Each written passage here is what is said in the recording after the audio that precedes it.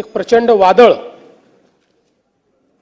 मनामध्ये तयार झालेला आहे। कारण आज सभागृहामध्ये ज्या शोक प्रस्तावासाठी आपण सर्व लोक एकत्रित आहोत, कधीच कल्पना केली नव्हती की अशा प्रकारचा शोक प्रस्ताव हा आपल्याला या ठिकाणी त्याच्यावर व्यक्त व्हावं लागेल। खरं म्हणजे सहज बाजूला नजर गेली तर नेहमीच खुर्चीत दादा असायचे आणि सभागृहामध्ये तर सुरुवातीपासून तर रात्री उशिरापर्यंत कितीही काळ सभागृह चाललं तरी आपल्या जागी बसलेले दादा हे आपल्याला या ठिकाणी पाहायला मिळायचे। आज दुर्दैवाने ते आपल्यामध्ये नाहीत, याची निश्चितपणे खंत आहे।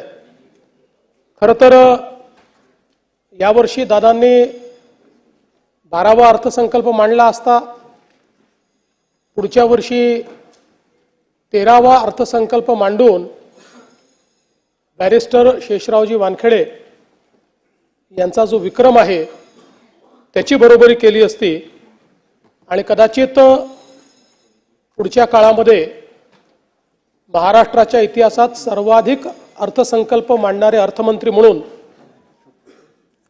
दादांचं या ठिकाणी कार्य राहिलं असतं।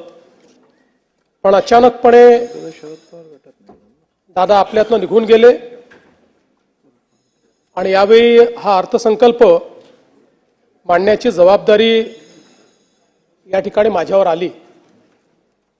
खरं म्हणजे अर्थसंकल्पाच्या संदर्भात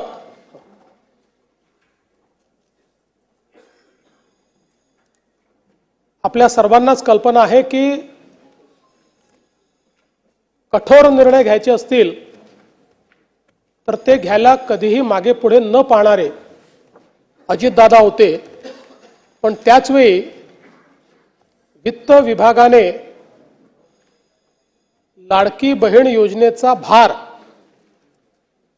हा अर्थसंकल्पावर फार मोठ्या प्रमाणात पडेल आणि म्हणून याचा पुनर्विचार करावा असं सुचवल्यानंतर देखील त्या ठिकाणी ठामपणे निर्णय घेऊन तो विषय मंत्रिमंडळापुढे आणण्याचं काम करणारे देखील अजितदादा होते। आणि आपल्या सगळ्यांना आठवतं की लाडकी बहीण योजनेनंतर अजितदादांनी गुलाबी जॅकेट घालणं सुरू केलं होतं आणि आम्हालाही सगळ्यांना ते जॅकेट घालायला लावलं होतं। आता या सगळ्या गोष्टी केवळ आठवणींमध्ये आहेत आणि म्हणून मला असं वाटतं की संपूर्ण सभागृह अत्यंत